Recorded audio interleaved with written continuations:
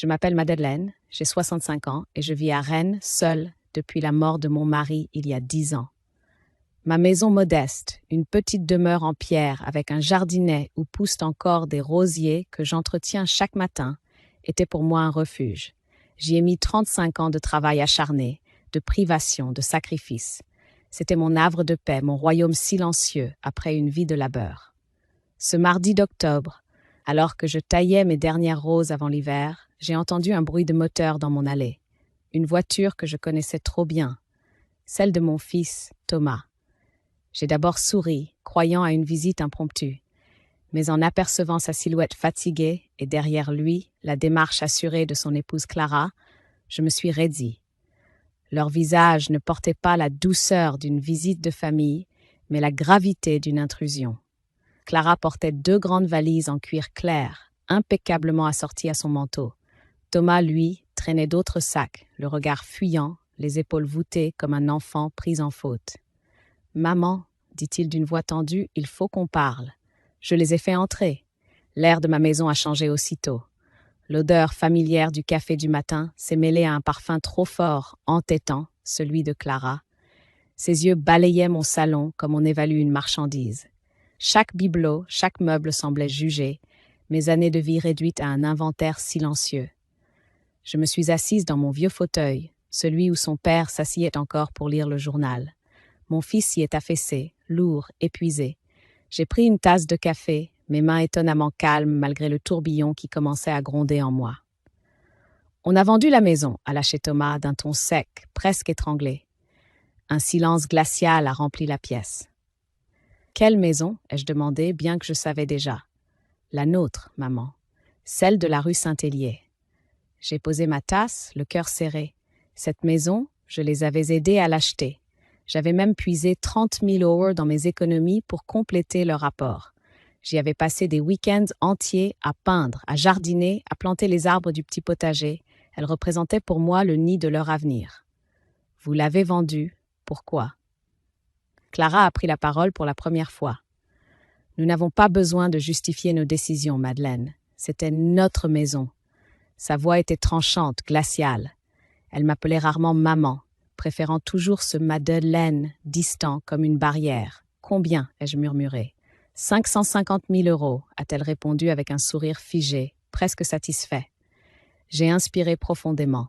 550 000 €, une somme qui aurait pu assurer l'avenir de toute une vie. Et maintenant, vous avez trouvé un autre logement ? Le silence qui a suivi était plus lourd que des pierres. Thomas fixait ses mains. Clara s'était remise à observer ma maison, puis mon fils a soufflé. On pensait, rester ici, chez toi, le temps de se retourner. J'ai senti un froid remonter le long de mon dos. Mais l'argent, ai-je insisté, qu'avez-vous fait de tout cet argent ? Clara a haussé les épaules, son vernis brillant captant la lumière. J'avais des dettes, j'ai payé mes cartes de crédit, j'ai changé de voiture, j'ai fait quelques voyages, et surtout j'ai investi dans une boutique avec une amie. Une affaire prometteuse. Son ton était détaché comme si 550 000 € n'était rien qu'un détail. J'ai senti mes entrailles se nouer. Une boutique, ai-je répété, ma voix tremblante. Pour 300 000 €, elle a esquissé un sourire satisfait. Le luxe a un prix. Je l'ai fixé longtemps. J'ai vu dans ses yeux ce vide glacé de ceux qui ne connaissent pas la valeur du travail ni de l'effort. Alors j'ai dit simplement « Non, vous ne vivrez pas ici. » Le silence a explosé dans la pièce. Thomas a levé des yeux suppliants, mais Clara s'est levée d'un bond. Ses talons claquaient comme des coups de fouet sur mon parquet. Elle s'est plantée devant moi, son visage déformé par la colère. « Comment oses-tu » a-t-elle craché. « Tu n'as aucune idée de ce que c'est que de vivre au XXe siècle. Tu es une vieille égoïste attachée à ton taudis. » Je n'ai pas répondu. J'ai serré les mains sur mes genoux, sentant une colère froide monter, mais refusant de hurler. Alors, Clara a fait ce geste. Elle a levé sa main et m'a giflé, violemment, en plein visage. Le bruit a résonné comme un coup de tonnerre. J'ai vacillé. Le goût métallique du sang envahit ma bouche. Mes voisins, à travers la fenêtre, ont levé la tête, alertés par le vacarme. Et là, Clara a crié, la voix tremblante mais calculée. « Regardez, elle nous jette dehors, son propre fils dans la rue. Quelle honte ! J'étais là, figée, le visage en feu, le cœur brisé. Et mon fils, mon Thomas, il ne m'a pas défendu. Il est resté planté, les yeux au sol, écrasé entre sa lâcheté et l'emprise glaciale de sa femme. À cet instant précis, j'ai su que quelque chose venait de se briser, irréparablement. Mais je n'avais pas encore idée du pire, car ce n'était que le début. Dites-moi en commentaire, et vous, qu'auriez-vous fait à ma place? Auriez-vous ouvert votre porte malgré tout, ou fermé comme moi? Après cette gifle, j'ai senti quelque chose se briser en moi, mais ce n'était pas seulement la peau rougie de ma joue. C'était la confiance, l'amour aveugle que j'avais toujours eu pour mon fils. Pendant des décennies, je m'étais dit qu'un enfant, même ingrat, reste du sang, de la chair, qu'il ne trahirait jamais jusqu'au bout. Mais ce soir-là, dans mon propre salon, j'ai compris que j'étais seule. Je me suis redressée lentement, j'ai repris ma tasse de café, comme si ce geste banal pouvait m'empêcher de trembler. Mes yeux se sont posés sur Thomas. J'attendais un mot, un geste, une défense. Mais il restait là, immobile, prisonnier de son silence. C'était comme si ma gifle à moi, ce n'était pas Clara qui l'avait donnée, mais lui par sa lâcheté. Clara, elle, se tenait devant moi, la respiration haletante, les yeux brillants d'une rage froide. Elle aimait dominer les scènes, transformer chaque dispute en théâtre. Elle avait compris depuis longtemps que Thomas n'avait pas l'étoffe d'un contradicteur. Et ce soir, elle avait trouvé son public. Les voisins intrigués derrière leurs rideaux, les passants ralentissant dans la rue. « Voilà » hurla-t-elle depuis la porte ouverte. Sa propre mère nous rejette, après que Thomas a tout sacrifié. Elle nous traite comme des étrangers. J'aurais voulu crier la vérité, leur dire comment elle avait englouti l'argent, comment elle avait manipulé mon fils. Mais une dignité plus vieille que ma douleur m'a retenue. Les voisins sauraient un jour. Pas ce soir, pas sous l'humiliation. Je leur ai ordonné de partir. Ma voix basse, ferme, ne tremblait plus. Clara a éclaté d'un rire nerveux, puis a claqué la porte d'un geste si violent qu'un cadre est tombé du mur. Celui de notre dernier Noël en famille. Mon mari y souriait encore, son bras protecteur autour de moi. L'image s'est brisée au sol. J'ai ramassé les morceaux, une par une, les doigts coupés par le verre. La nuit est tombée dans un silence épais. Je n'ai pas dormi. Je me suis assise dans la cuisine, un foulard sur la joue, à écouter les craquements familiers de la maison. Chaque bruit me rappelait que j'étais encore debout, que malgré tout, cette maison était la mienne. Mais au fond de moi, je savais qu'il reviendrait. Clara n'était pas du genre à renoncer. Et en effet, le lendemain, dès l'aube, la sonnette a retenti. J'ai ouvert. Thomas était là, les yeux cernés, le regard implorant. Derrière lui, Clara, tirée à 4 épingles, déjà maquillée, une valise dans chaque main. « Maman, dit-il d'une voix lasse, on n'a vraiment nulle part où aller. Juste quelques semaines, le temps de trouver une solution. » Je l'ai fixé, et pour la première fois, j'ai vu non pas mon fils, mais un homme usé, vidé, pris au piège d'une femme qui ne l'aimait pas, mais le possédait. J'ai eu pitié. Pas d'elle, jamais, mais de lui, de ce garçon fragile que j'avais élevé, qui avait trop vite cherché dans les bras d'une femme le refuge qu'il n'avait pas trouvé en lui-même. Alors, j'ai cédé. J'ai entrouvert la porte. Clara a franchi le seuil la première, ses talons claquant sur mon carrelage comme une victoire. À partir de ce jour, ma maison n'a plus été la mienne. Chaque pièce a changé de visage. La cuisine saturée des odeurs de ses plats trop gras, le salon envahi de ses sacs de marque et de ses colères. Thomas errait comme une ombre, obéissant à chaque ordre. Moi, je devenais étrangère chez moi, tolérée comme une vieille servante.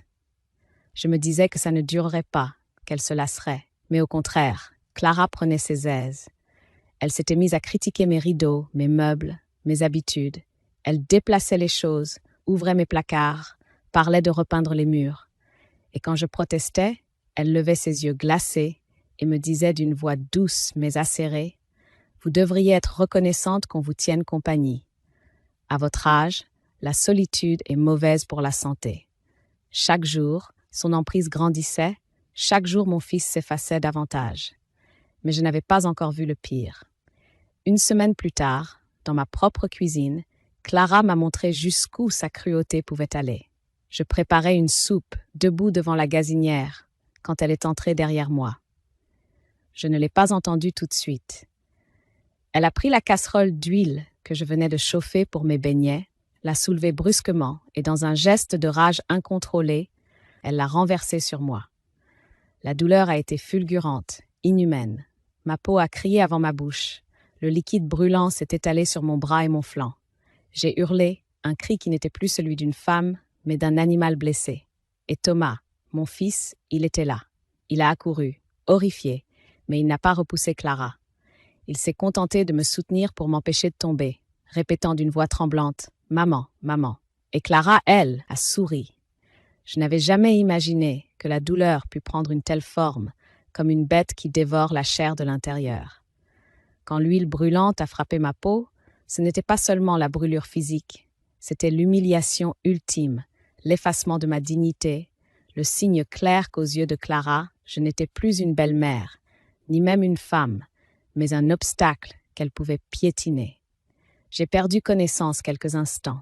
Quand je suis revenue à moi, j'étais étendue sur mon propre carrelage, l'odeur du gras mêlée à celle de ma chair calcinée. Mon bras gauche était rouge violacé, couvert de cloques naissantes. Thomas, mon fils, tenait une serviette humide sur ma peau. Ses mains tremblaient, ses lèvres balbutiaient des excuses que je n'écoutais même pas. Tout mon corps vibrait de souffrance et de colère. « Il faut l'emmener à l'hôpital », a-t-il soufflé. Mais Clara, toujours debout, les bras croisés, a répliqué d'un ton glacial. « Ne fais pas de drame, c'est un accident. » Elle a fait tomber la casserole elle-même. J'ai voulu parler et dire la vérité, mais la douleur m'étouffait. Mon fils m'a regardé et j'ai compris. Il ne me défendrait pas. Il se tairait, comme toujours. À l'hôpital de Rennes, le médecin a confirmé des brûlures au 2e degré. Pansement antalgique suivi obligatoire. Mais quand l'infirmière a demandé ce qui s'était passé, Thomas a devancé ma réponse. Elle a renversé la casserole par inadvertance. Le regard de l'infirmière s'est attardé sur moi, interrogateur. J'ai voulu hurler. Ce n'est pas moi, c'est ma belle-fille. Mais ma gorge s'est serrée. J'ai baissé les yeux. Je n'ai rien dit. Je n'avais pas encore la force de livrer la guerre. De retour à la maison, le pansement serrant mon bras, je me suis enfermée dans ma chambre. Clara avait gagné une manche. J'étais réduite au silence, physiquement affaiblie, dépendante. Mais dans le silence, quelque chose s'est allumé en moi. Une braise, une détermination glaciale. Si elle croyait qu'en me brûlant, elle me réduirait en cendres, elle se trompait. Elle venait de réveiller une autre version de moi, plus ancienne, plus dure, forgée par les deuils et les humiliations. Les jours suivants, je les ai observés en silence. Clara remplissait la maison de ses sacs de luxe, de ses talons claquants, de ses appels téléphoniques interminables avec ses amis. Thomas, lui, s'effaçait, devenant une ombre dans son propre couple. Je restais en retrait, pansement dissimulé sous un gilet ample, le visage impassible. Mais chaque soir, une fois la maison endormie, j'ouvrais mon vieux bureau en bois et je prenais des notes. J'ai commencé par lister tout ce que je savais. La vente de leur maison, le montant exact, 550 000 €, les dépenses insensées de Clara, l'investissement ridicule dans une boutique fictive. J'ai noté la date de ma brûlure, le passage aux urgences, le mensonge de mon fils. Puis j'ai contacté discrètement une amie d'enfance, Jeanne, veuve comme moi, qui travaillait encore à la mairie. Elle m'a conseillé un avocat local, un certain Maître Durand, spécialisé en affaires familiales et patrimoniales. La première fois que je l'ai rencontré, j'avais encore du mal à plier mon bras brûlé. Dans son cabinet sobre, j'ai tout raconté. Pas dans l'exagération, pas dans les larmes. Factuellement, avec calme, comme une vieille institutrice qui récite sa leçon. Il m'a écouté longuement, sans m'interrompre. Quand j'ai terminé, il a posé ses lunettes sur la table et dit « Madame, ce que vous décrivez n'est pas seulement un abus moral, c'est aussi une atteinte physique grave. Vous avez des preuves médicales, et pour l'argent, il y a peut-être eu dilapidation frauduleuse. Nous pouvons agir. » Ces mots ont résonné en moi comme une promesse de délivrance. Je suis rentrée ce soir-là avec une nouvelle posture. J'avais mal, oui, mais j'avais désormais une arme, le droit. Clara, elle, me prenait toujours pour une vieille faible. Elle ne voyait pas les carnets que je remplissais, ni les photocopies de documents que je cachais dans une boîte à biscuits dans mon placard. Quelques jours plus tard, l'inévitable est arrivé. Clara, ivre de sa propre impunité, a convoqué une réunion de famille dans mon salon. « Écoutez », a-t-elle commencé, la voix sucrée mais venimeuse, « Il est clair que cette maison est trop grande pour toi, Madeleine. Tu n'as plus l'âge de l'entretenir. Ce serait logique que nous restions ici. Après tout, Thomas est ton fils, non? Je l'ai fixé, mon bras brûlé bien caché sous une manche. Et moi, ai-je demandé doucement, je vivrais où? Elle a éclaté de rire. Tu pourrais louer un petit appartement en ville. Avec ta retraite, tu n'as pas besoin de grand-chose. Nous, on a des projets, un avenir. J'ai senti le rouge me monter aux joues, mais je n'ai pas cédé. Pas cette fois. Cette maison est à moi, ai-je répondu froidement. Je l'ai payée avec ton beau-père. Vous n'avez aucun droit ici. Thomas a murmuré. Clara, ce n'est pas le moment. Mais elle l'a réduit au silence d'un seul regard. Puis, se tournant vers moi, elle a lancé « Alors, tu veux nous mettre à la rue? Ton propre fils ?» J'ai soutenu son regard. Oui, le mot a claqué comme une gifle. Son visage s'est déformé de rage.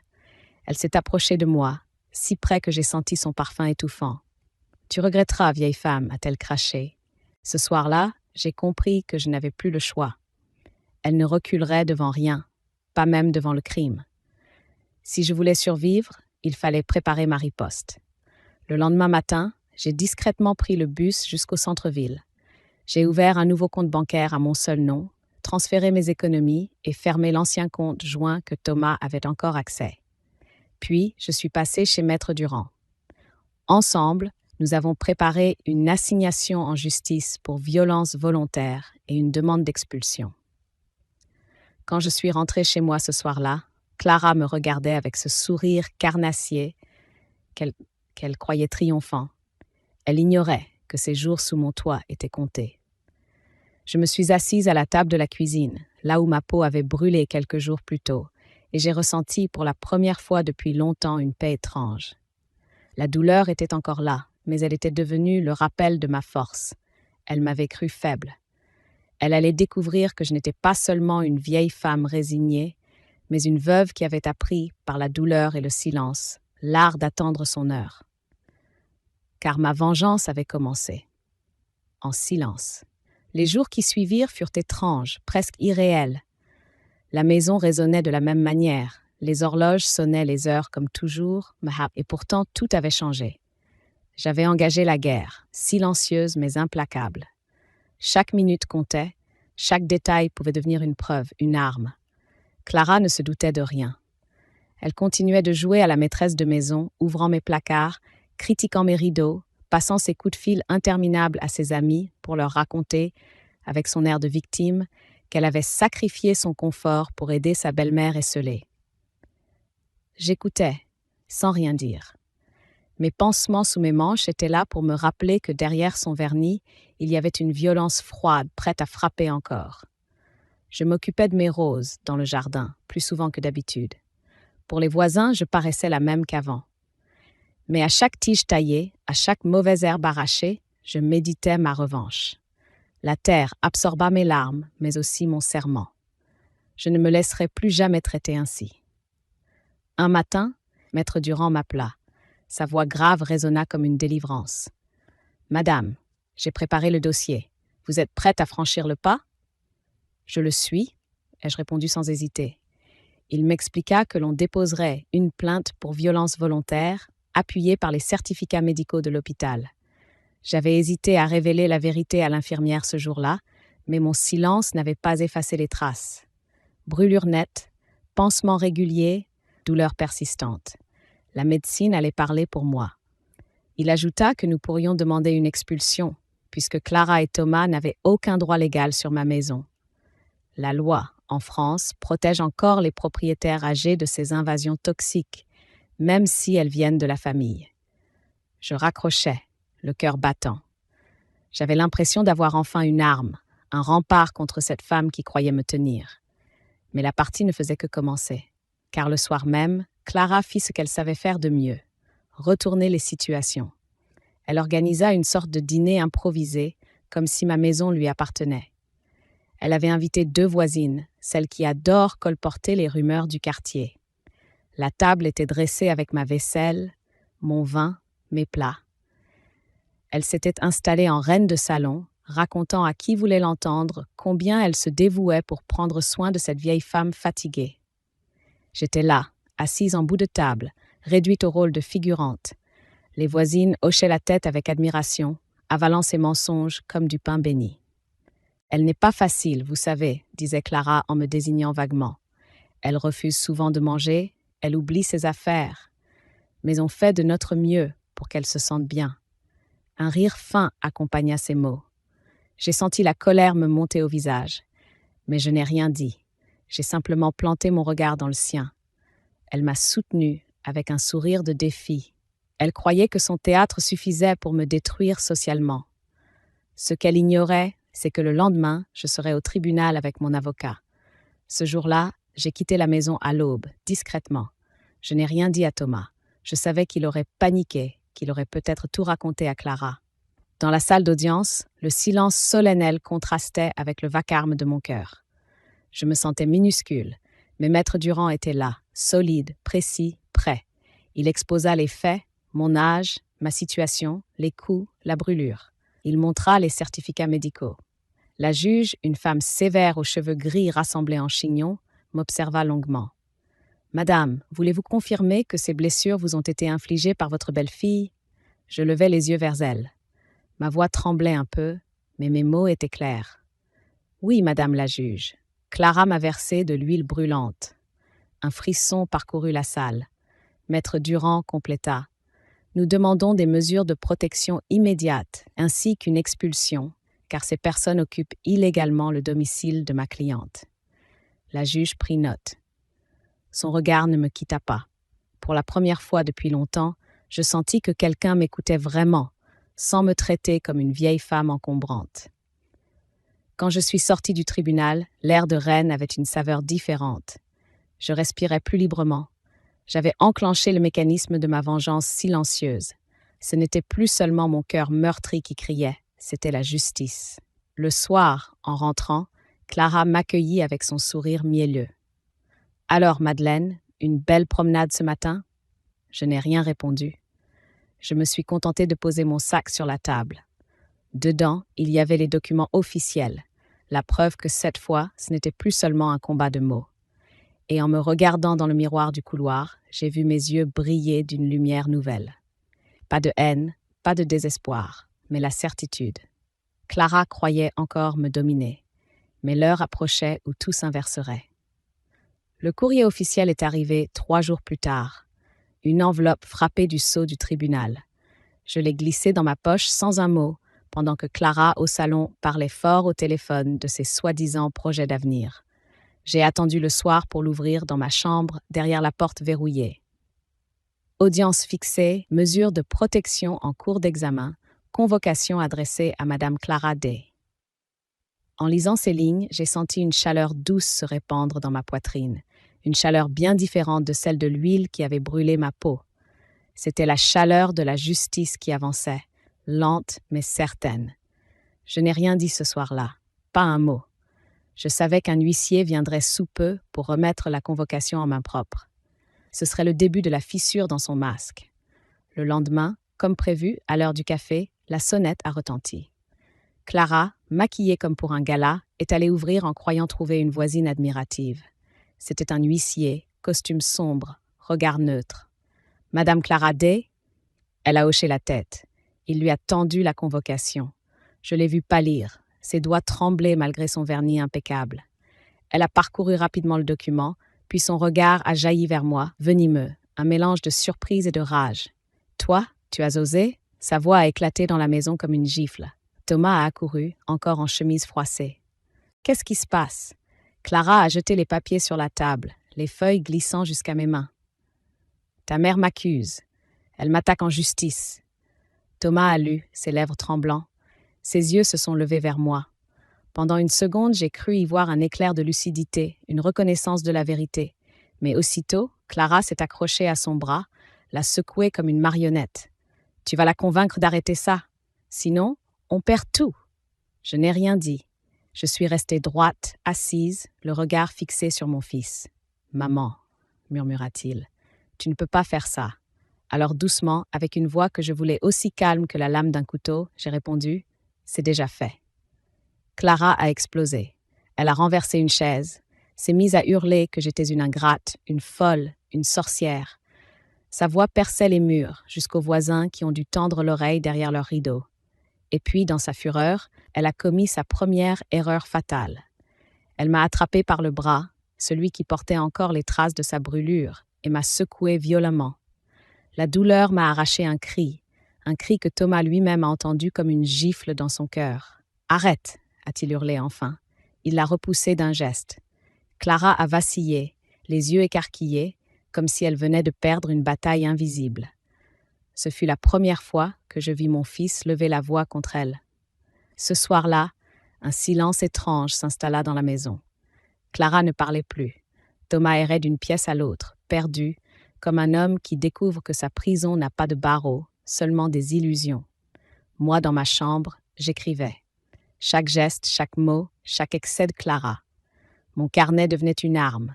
Quelques jours plus tard, un policier se présenta pour recueillir ma déclaration.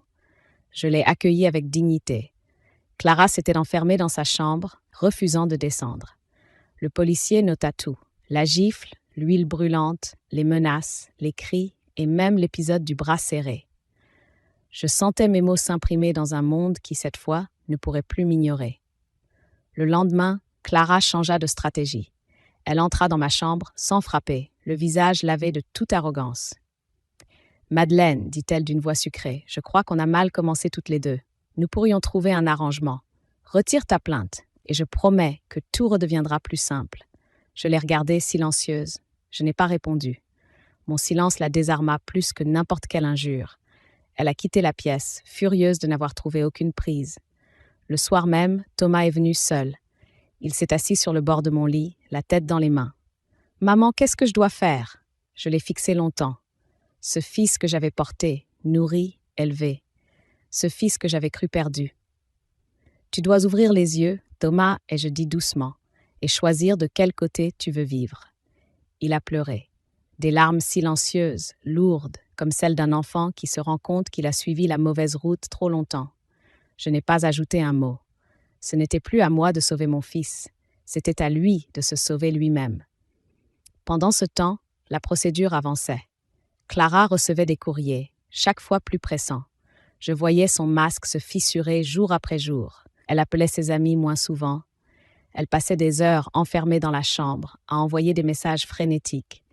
Un soir, j'ai surpris quelques phrases au téléphone. « Si jamais il découvre pour l'argent, je suis finie. Non, pas question de rembourser, tu comprends? Il faut qu'il reste de mon côté, sinon je perds tout. » Je me suis retirée avant qu'elle ne me voie, mais j'avais entendu l'essentiel. Elle avait peur, et je savais que bientôt, son monde de mensonges allait s'écrouler. Les murs de ma maison, autrefois témoins de tant de joie simple, vibraient désormais de tension. Chaque pièce semblait respirer au rythme de cette guerre silencieuse. Clara, que rien ne semblait pouvoir ébranler autrefois, devenait nerveuse. Elle ne tenait plus en place. Elle arpentait le salon, son téléphone collé à l'oreille, parlant à voix basse, parfois au bord de la crise de nerfs. Ses mains, autrefois parfaitement manucurées, trahissaient son agitation. Les ongles rongés, la peau irritée. Un après-midi, alors que je faisais semblant de somnoler dans mon fauteuil du salon, j'entendis distinctement sa voix, plus haute que d'habitude. « Oui, maître, mais vous comprenez, si elle prouve quoi que ce soit, je perds tout. Mon mari ne m'a rien laissé, je n'ai pas de ressources. Et puis c'est 550 000 euros. Non, jamais je ne pourrais justifier. » Je fermai les yeux aussitôt, feignant l'indifférence. Elle sortit précipitamment, sans remarquer que chaque mot s'était inscrit en moi comme une victoire. Clara avait peur. Et une femme qui a peur finit toujours par commettre des erreurs irréparables. Le soir, Thomas m'observa longuement. Il paraissait vieilli, usé, comme si chaque jour auprès de sa femme lui volait des années. « Maman, » murmura-t-il, « pourquoi tu fais ça?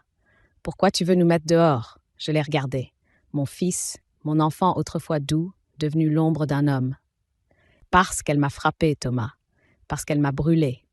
Parce qu'elle a détruit ce que nous avions de plus précieux, la confiance. Ses yeux se sont embués. Il baissa la tête, incapable de soutenir mon regard. Il savait. Au fond de lui, il savait que j'avais raison. Mais il était encore prisonnier de cette femme, de ses colères, de ses promesses vides. 2 jours plus tard, un événement inattendu changea le cours des choses. Alors que j'arrosais mes rosiers, une voiture noire se gara devant ma maison. Un homme en descendit, élégant, la cinquantaine, attaché case à la main. Il frappa à ma porte. « Bonjour, dit-il en s'inclinant légèrement. Je suis maître Leclerc, avocat au barreau de Rennes. Pourriez-vous m'accorder quelques minutes ?» Je l'invitai à entrer, intrigué. Clara, postée dans le couloir, blêmit en le voyant. « Que voulez-vous » lança-t-elle d'une voix tendue. « Je représente certains créanciers de votre boutique, » répondit-il calmement. Il semblerait que des sommes importantes aient été investies, puis disparues. Je sentis mon cœur battre plus vite.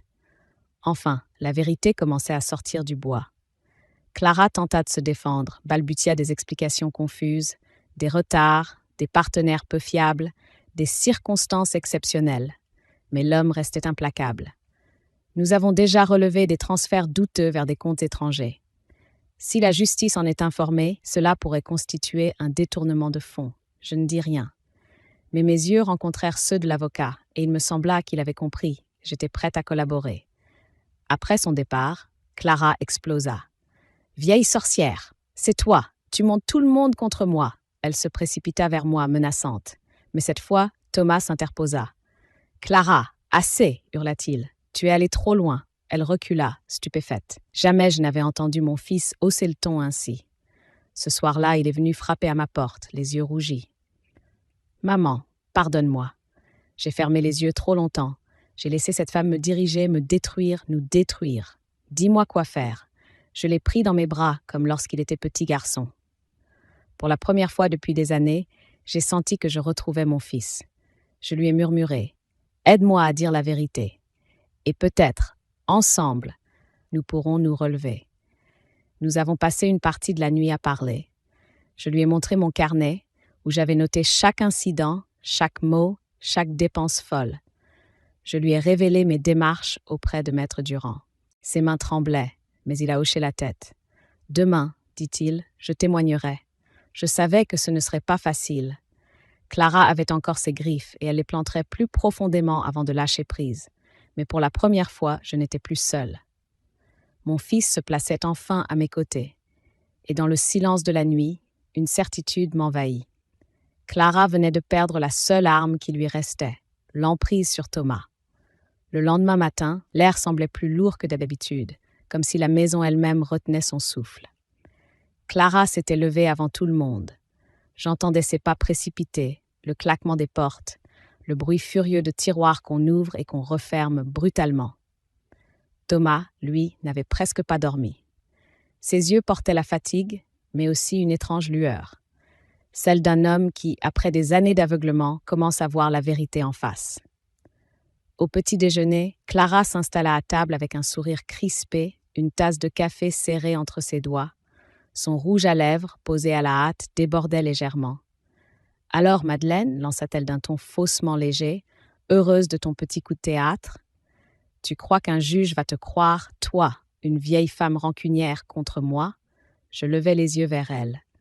Mon bras bandé me lançait encore, mais ma voix resta calme. Ce n'est pas une question de croire.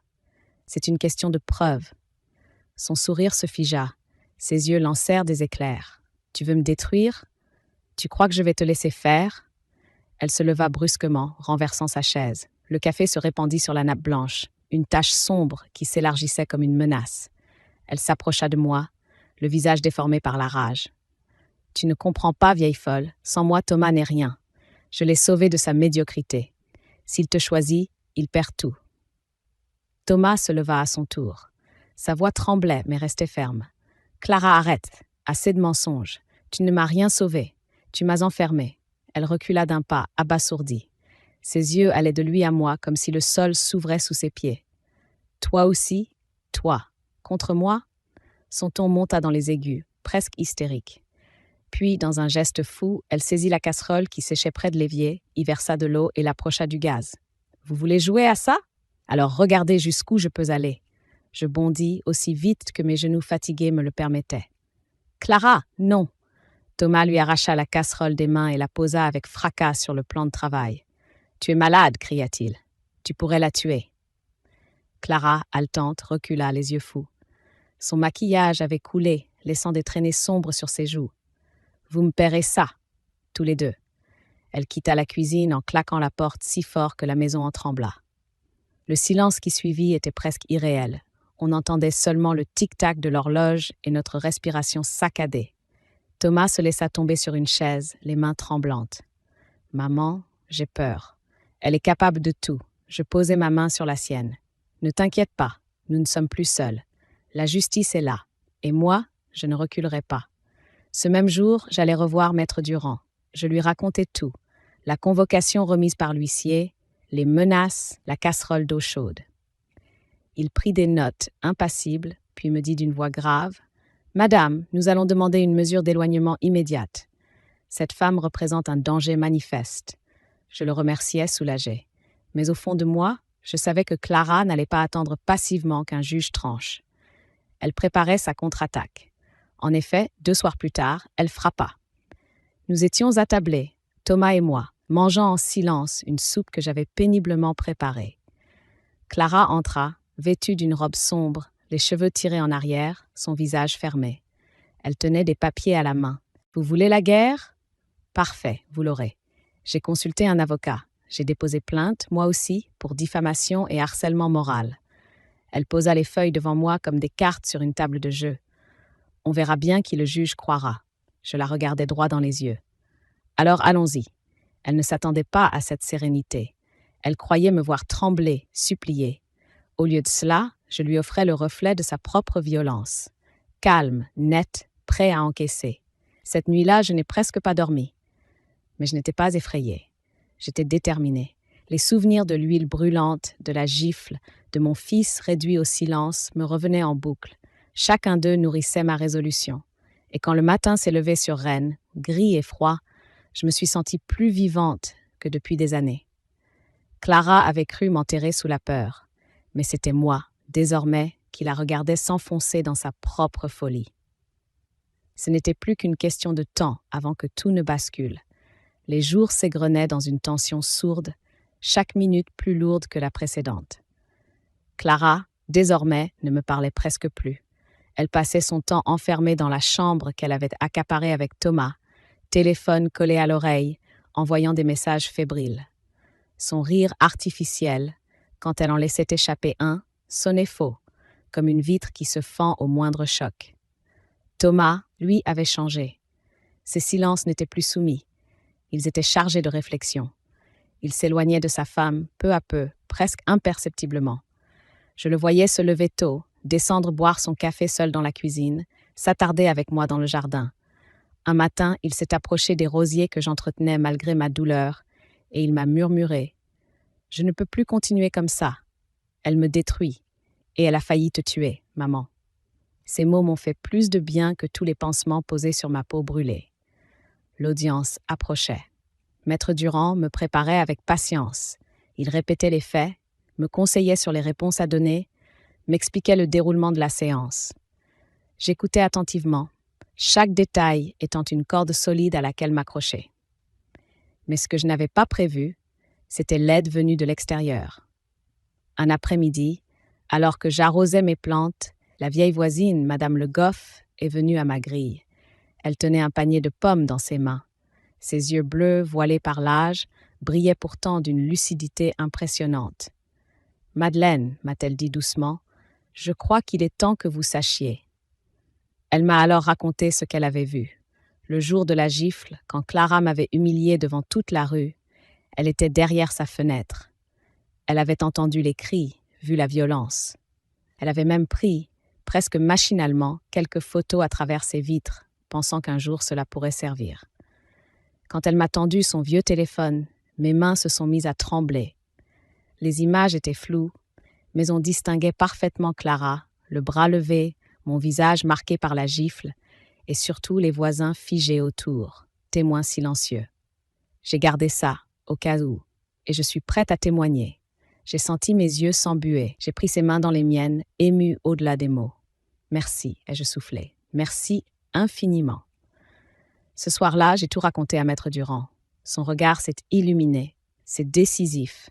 Avec ce témoignage et ces photos, son masque tombera. Pendant ce temps, Clara sentait la tempête approcher. Son comportement devenait erratique. Elle s'énervait pour des détails. Une assiette mal rangée, un rideau trop ouvert, le bruit d'une porte. Elle criait sur Thomas, m'insultait à demi-mot, comme si elle cherchait à me provoquer pour que je perde mon calme. Mais je ne réagissais plus. J'avais appris à me taire, non pas par faiblesse, mais parce que mon silence était devenu une arme. Plus je gardais mon calme, plus elle perdait le sien. Un soir, alors que je triais mes papiers dans le salon, elle est entrée en furie. « Tu crois que tes petits tours de vieille maligne vont marcher? Tu crois que ces juges vont écouter une bonne femme comme toi ?» Je l'ai regardée, les yeux dans les yeux, sans un mot. Elle a frappé du poing sur la table, si fort qu'un vase a failli tomber. Thomas est accouru, s'est placé entre nous. « Assez, Clara! Tu crois que je ne vois pas ce que tu es en train de devenir? Tu m'as volé ma maison, tu m'as vidé de mon argent, et maintenant tu veux détruire ma mère. Ça suffit. » Son cri résonna dans toute la maison. Clara resta figée, stupéfaite, comme si le monde s'écroulait sous ses pieds. « Toi aussi. » Ses lèvres tremblaient. Elle tourna les talons et claqua la porte de la chambre. Cette nuit-là, j'ai mal dormi. Non pas de peur, mais parce que j'avais enfin senti un basculement. Thomas, mon fils, avait retrouvé sa voix. Clara avait perdu son allié le plus précieux. Quelques jours plus tard, l'audience arriva enfin. Dans la salle, la tension était palpable. Clara, impeccable, dans un tailleur beige, jouait à la victime. Son avocat parlait d'une belle-fille attentive, dévouée, qui n'avait qu'essayé d'intégrer sa belle-mère à sa vie. Puis vint mon tour. Je racontais calmement les faits, la gifle, l'huile brûlante, les humiliations. Ma voix tremblait parfois, mais je restais droite. Et quand Madame Le Goff prit la parole, un silence pesant envahit la salle. Elle montra ses photos, sa voix ferme malgré ses années. J'ai vu, j'ai entendu. Cette femme a levé la main sur Madeleine. Les visages se tournèrent vers Clara. Son masque se fissura, ses yeux s'agrandirent, ses lèvres se tordirent. Elle balbutia des explications confuses, mais personne ne semblait plus la croire. À ce moment précis, j'ai compris que je n'étais plus seule, que ma parole, longtemps étouffée, trouvait enfin un écho. Et tandis que le juge annonçait qu'une enquête approfondie serait ouverte, je me suis sentie, pour la première fois depuis des mois, respirer librement. Clara avait cru m'enterrer dans le silence, mais c'était ce silence qui venait de la condamner. Après l'audience, le silence à la maison était d'une densité presque irréelle. Clara ne criait plus, ne ricanait plus. Elle errait dans les pièces comme une ombre enragée, claquant les portes derrière elle. Ses yeux, autrefois pleins de suffisance, étaient désormais deux fentes sombres d'où jaillissaient colère et peur mêlées.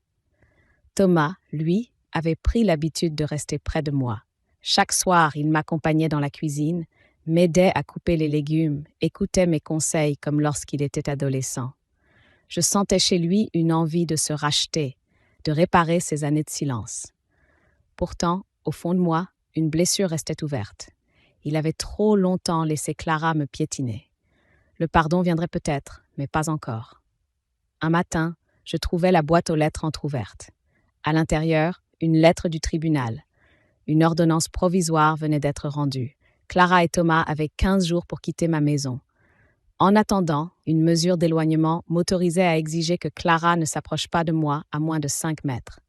En clair, la justice m'accordait enfin une protection.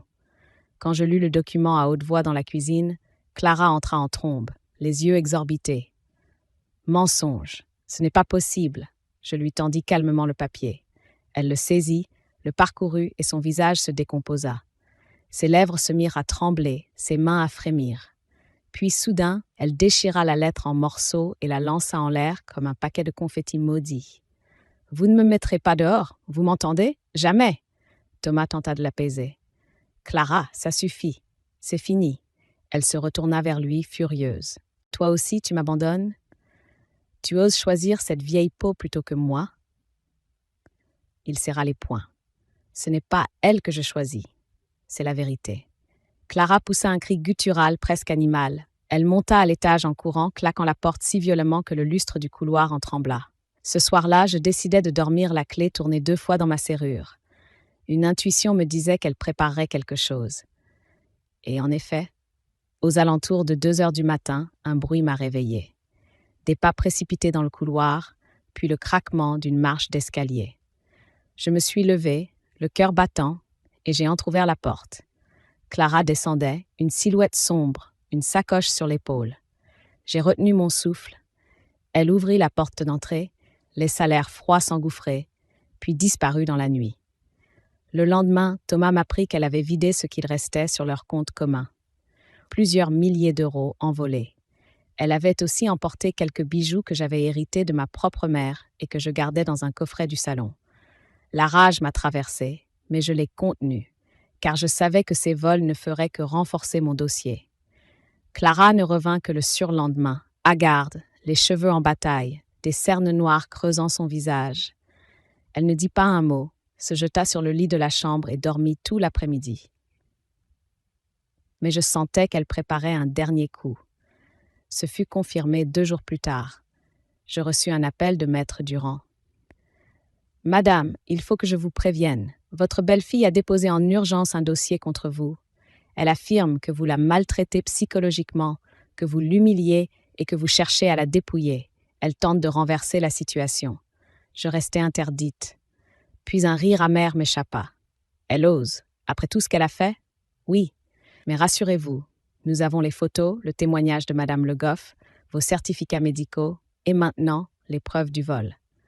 Son dossier ne tiendra pas. Au contraire, cela joue contre elle. » J'ai raccroché avec un étrange mélange de fatigue et de soulagement. Clara s'enfonçait elle-même. La veille de la nouvelle audience, je la surpris dans la cuisine. Elle était assise dans l'ombre, une cigarette entre les doigts, le regard fixe. Quand elle me vit, elle eut un sourire glacé. « Profite, Madeleine. Profite de tes petites victoires. Mais tu ne sais pas ce dont je suis capable. » Je ne répondis pas. Je la regardais droit dans les yeux, longtemps, puis je tournai les talons, car je savais qu'au tribunal, ce n'étaient plus ces menaces qui compteraient. C'étaient les faits. Thomas, ce soir-là, vint s'asseoir près de moi dans le salon. Sa voix était grave. « Demain, je parlerai. Je dirai tout. L'argent, la maison vendue, tes blessures. Je témoignerai pour toi. » Je posai ma main sur la sienne. Pour la première fois depuis longtemps, je sentis que je n'étais plus seule face à l'orage. Le lendemain, nous nous sommes levés tôt.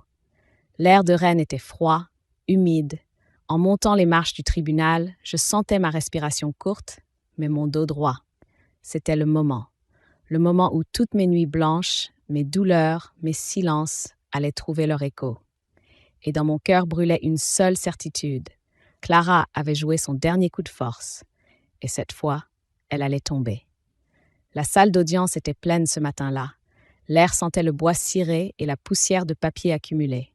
Je m'étais assise bien droite sur le banc, mon bras encore recouvert de pansements, mes mains serrant un mouchoir que je n'utilisais pas. J'avais promis à moi-même de ne pas pleurer. Pas aujourd'hui. Clara entra la première, vêtue d'un tailleur noir, ses cheveux parfaitement lissés. Elle avait choisi l'apparence de la respectabilité. Mais ses yeux trahissaient des nuits sans sommeil. Son avocat parlait vite, trop vite, multipliant les phrases vides. Femme dévouée, belle-mère difficile, conflit banal de génération. Ils essayaient de réduire ma douleur à une querelle domestique. Puis ce fut à maître Durand de se lever. Sa voix grave remplit la salle. Il raconta tout, la gifle devant le voisinage, l'huile bouillante renversée, les humiliations, le vol des bijoux, l'argent dissipé. Puis il appela les témoins. Madame Le Goff s'avança. Ses mains tremblaient, mais sa voix fut claire. « J'ai vu. Cette femme a levé la main sur Madeleine. J'ai même pris des photos. Les clichés furent projetés. On me voyait, le visage marqué et Clara figée dans son geste. La salle murmura. Puis Thomas fut appelé. Mon cœur battait à tout rompre. Mon fils, mon enfant, allait-il vraiment avoir le courage de dire la vérité? Il s'avança, la voix brisée mais ferme. C'est vrai, ma femme a frappé ma mère. Elle lui a versé de l'huile brûlante. Elle a dépensé l'argent de la maison sans me laisser un mot à dire. J'ai été lâche, mais je ne peux plus me taire. Le silence qui suivit était assourdissant. Clara tourna vers lui un visage livide, incrédule. Ses lèvres formèrent un traître, mais aucun son n'en sortit. La juge prit la parole. Son ton était sec, sans appel. Les faits sont établis. Violence volontaire sur personne vulnérable. Détournement et dilapidation de fonds. Les preuves sont accablantes. Madame Clara D., vous êtes sommée de quitter immédiatement le domicile. Une mesure d'éloignement est prononcée. Votre plainte est rejetée. Clara se leva brusquement, comme prête à protester, mais ses jambes fléchirent. Elle dut s'accrocher à son avocat pour ne pas tomber. Elle nous lança un dernier regard empli de haine, puis fut escortée hors de la salle. Je restais immobile, incapable de bouger. Un poids immense venait de se lever de mes épaules, et pourtant je n'éprouvais pas de triomphe. Seulement une profonde fatigue, comme après une longue maladie. En sortant du tribunal, le vent froid de Rennes gifla mon visage. Mais cette gifle-là, je l'accueillis comme une bénédiction. Thomas marchait à mes côtés silencieux. À un moment, il posa sa main sur mon épaule. « Pardon, maman. » Je n'ai pas répondu. Pas tout de suite. Le pardon viendrait peut-être, mais pas aujourd'hui. Il faudrait du temps. Pourtant, au fond de moi, j'ai senti une graine d'espérance. Peut-être, un jour, reconstruirions-nous quelque chose. Cette nuit-là, je suis rentrée seule dans ma maison redevenue mienne. Je me suis assise dans le silence. J'ai regardé les murs, les meubles, les rideaux. Ils portaient encore l'ombre de Clara, mais déjà je sentais que je les avais repris. Alors j'ai parlé, pas pour Clara, pas même pour Thomas, mais pour toutes celles qui, comme moi, avaient subi en silence. On nous croit fragiles parce que nos cheveux blanchissent, parce que nos mains tremblent un peu, mais ils oublient que ces mains ont nourri, lavé, protégé, travaillé toute une vie. Ils oublient que nos rides sont des cicatrices de batailles gagnées. J'ai gardé le silence trop longtemps, par amour, par peur de déranger, par honte peut-être. Ce silence m'a brûlé plus encore que l'huile de ma belle-fille. Mais aujourd'hui, je sais, le silence ne protège pas. Le silence nous enferme.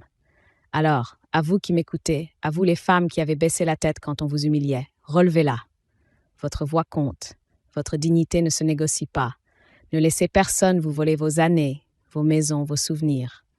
On dit que la vengeance est bruyante, mais la mienne a été un murmure. Un carnet rempli de notes, une plainte déposée, un témoin qui ose parler. Et ce murmure a suffi pour abattre les hurlements de ma belle-fille. Aujourd'hui, je ne suis pas une vieille femme écrasée. Je suis Madeleine, veuve de 65 ans, qui a repris sa maison, son nom et sa voix. Et je vous le dis, il n'est jamais trop tard pour se relever. Jamais. Je suis restée longtemps à la fenêtre ce soir-là, le regard perdu dans les lumières de Rennes. Le monde continuait de tourner, indifférent. Mais moi, je savais qu'une nouvelle vie commençait. Et dans le silence, pour la première fois depuis des années, j'ai souri.